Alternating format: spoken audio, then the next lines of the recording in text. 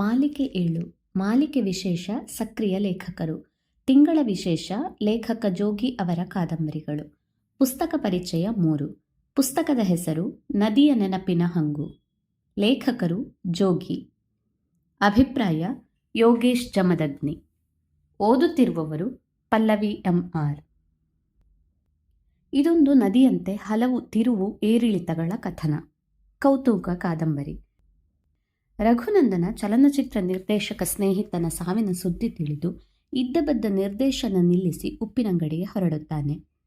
ದಾರಿಯುದ್ದಕ್ಕೂ ಸ್ನೇಹಿತನ ಸಾವಿನ ಕುರಿತೇ ಯೋಚನೆ. ಅಲ್ಲಿಯ ಅನೇಕ ಸ್ನೇಹಿತರನ್ನು ಭೇಟಿಯಾದರೂ ಸಾವಿನ ಸಮರ್ಪಕ ಮಾಹಿತಿ ತಿಳಿಯುವುದಿಲ್ಲ. ಅವನದು ಸಾವೇ, ಆತ್ಮಹತ್ಯೆಯೇ ಗೊಂದಲ. ಕೊನೆಗೆ ಸಾವಿಗೆ ಒಂದು ಹುಡುಗಿ ಕಾರಣ ಎಂದು ತಿಳಿಯುತ್ತದೆ. ಪೊಲೀಸರಿಗೆ ದೂರು ನೀಡಲು ಹೋದಾಗ ಮಣಿಯಣ್ಣಿ ಎಂಬ ಇನ್ಸ್ಪೆಕ್ಟರ್ ತನ್ನದೇ ಕತೆ ಹೇಳಿ ಸಾಗ ಹಾಕುತ್ತಾನೆ.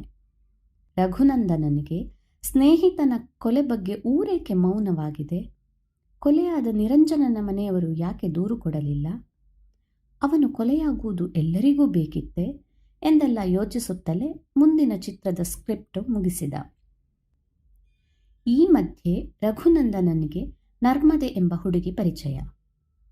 ಅವಳಿಗೆ ಅವನು ಸಿನಿಮಾ ನಿರ್ದೇಶಕ ಎಂಬ ಆಕರ್ಷಣೆ. ರಘು ಅವಳನ್ನು ನದಿ ಎಂದು ಕರೆದ. ಅವಳ ನೋಟ ನೋಡಿದವನಿಗೆ ಅವಳತ್ತ ಆಕರ್ಷಣೆ ಮತ್ತು ತಲ್ಲಣ. ನಂತರ ನರ್ಮದೆ ಅಪ್ಪನ ಸಾವು. ಅವಳು ಮೌನಿ. ಮುಂದೆ ಅವಳ ಮೌನಕ್ಕೆ ಚಿಕಿತ್ಸೆ. ಅವಳ ನೆನಪಿನ ಶಕ್ತಿ ನಾಶ. ಹೆಚ್ಚಿನ ಚಿಕಿತ್ಸೆಗಾಗಿ ಅವಳನ್ನು ನಿಮ್ಯಾನ್ಸಿಗೆ ಕರೆದೊಯ್ಯುವ ರಘು.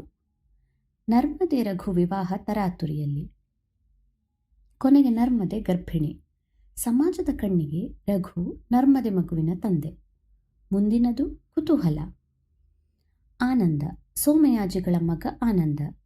ಈ ಆನಂದ ಸುಗಂಧಿ ಎಂಬ ಹುಡುಗಿಯಲ್ಲಿ ಅನುರಕ್ತ. ಅವಳು ತನ್ನದಲ್ಲದ ಜಾತಿಯ ಹೆಣ್ಣು. ಸೋಮಯಾಜಿಗಳು ವೇದಾಧ್ಯಯನ ನಿರತರು. ತಂದೆ ಮಗ ವಿರುದ್ಧ ದಿಕ್ಕಿನವರು. ಆನಂದನ ಫಜೀತಿಗಳಿಂದ ಸೋಮಯಾಜಿಗಳಿಗೆ ಕೆಟ್ಟ ಹೆಸರು.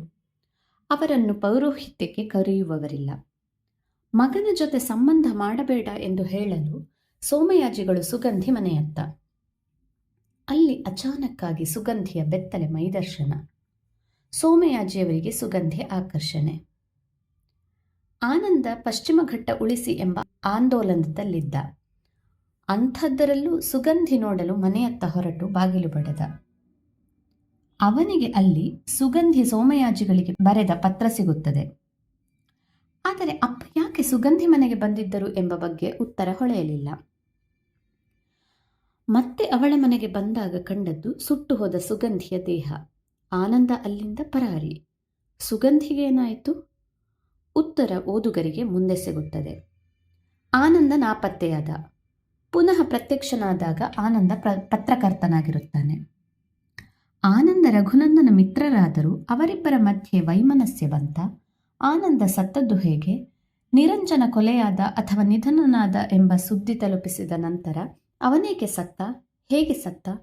ಅವನ ಪ್ರೇಯಸಿ ಸದಾನಂದ ರೈ ಮಗಳು ವೀಣಾ ಸರಸ್ವತಿ ನಿರಂಜನನನ್ನು ಬಿಟ್ಟು ಬೇರೊಬ್ಬರನ್ನು ಏಕೆ ಮದುವೆಯಾದಳು? ನಿರಂಜನ ಏನಾದ? ಕೊಲೆಯಾದನೆ? ಮತ್ತೂ ಕುತೂಹಲ. ವಿದ್ಯಾನಂದ ಸ್ವಾಮೀಜಿ ಅನಾಮತ್ತಾಗಿ ಕಾಣೆಯಾಗುತ್ತಾರೆ. ಹುಡುಕಿದಾಗ ಕಾಫಿ ಎಸ್ಟೇಟಿನ ಗೌಡರ ಮಗಳಾದ ಭಾರತಿಯನ್ನು ನೋಡಲು ಹೋಗಿದ್ದು ತಿಳಿಯುತ್ತದೆ. ಕಥೆ ಮುಂದುವರಿದಂತೆ ಸ್ವಾಮೀಜಿ ಪೀಠತ್ಯಾಗ ಏಕೆ ಮಾಡಿದರು? ಭಾರತಿಯೊಂದಿಗೆ ಮದುವೆ ಆಯ್ತಾ? ಇಲ್ಲೂ ಕುತೂಹಲವೇ. ಇಷ್ಟು ಕುತೂಹಲ ಸಂದರ್ಭಗಳು ಮಾತ್ರವಲ್ಲದೆ ಅನೇಕ ಪಾತ್ರಗಳು ತಮ್ಮದೇ ಆದ ಛಾಪು ಮೂಡಿಸಿವೆ ಈ ಕಾದಂಬರಿಯಲ್ಲಿ.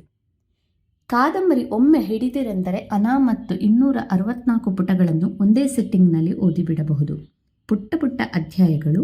ಆ ಅಧ್ಯಾಯಗಳಿಗೆ ಆಕರ್ಷಕ ತಲೆಬರಹಗಳನ್ನು ನೀಡಿರುವುದು ಸೊಗಸೆನಿಸುತ್ತದೆ. ಕಥೆಯು ಕಾದಂಬರಿಕಾರರ ಊರ ಸಮೀಪವೇ ನಡೆಯುವುದರಿಂದ ಊರುಗಳ ಹೆಸರು, ಪರಿಸರದ ವಿವರಣೆಗಳಿಂದ ಆಪ್ತತೆ ಮತ್ತಷ್ಟು ಹೆಚ್ಚಾಗುತ್ತದೆ. ಒಂದೆಡೆ ಕಾದಂಬರಿಕಾರರು ಯಾವತ್ತೂ ಆಕಳಿಸದ ಚೆಲುವೆಯಂತೆ ಎಂಬ ಅಧ್ಯಾಯ ಸೃಷ್ಟಿಸಿದ್ದಾರೆ. ಆಕಳಿಸದ ಚೆಲುವೆ ಹೇಗಿರುತ್ತಾಳೋ ಅವರೇ ಹೇಳಬೇಕು. ದಂಪತಿಗಳು ತಮ್ಮ ಮಕ್ಕಳಿಗೆ ಹೆಸರಿಡುವ ಮುನ್ನ ಹುಡುಕಿ ಹುಡುಕಿ ತಡಕಿ ಆಕರ್ಷಕ ಹೆಸರಿಡುವಂತೆ ಇಲ್ಲಿಯೂ ಕಾದಂಬರಿ ಹೆಸರು ಆಕರ್ಷಕವೇ ಆಗಿದೆ.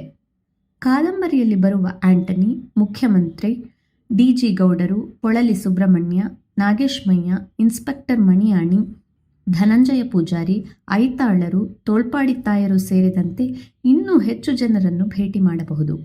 ಅಲ್ಲದೆ ಉಪ್ಪಿನಂಗಡಿ, ಶಿರಾಡಿ ಘಾಟ್, ಪೆರಿಯಡ್ಕ ಸಂತೆ, ಇಳಂತಿಲ, ಹಿಡಸೋಡಿ, ಶಿವಾಜೆ ಮುಂತಾದ ಊರು ಕೇರಿಗಳನ್ನು ಸುತ್ತಬಹುದು. ತಡ ಏಕೆ? ಕೈಗೆತ್ತಿಕೊಳ್ಳಿ, ಓದಲು ಸುರುಹಚ್ಚಿ ಸ್ವಲ್ಪ ಹೊತ್ತು ಇಹಪರ ಮರೆಯಿರಿ.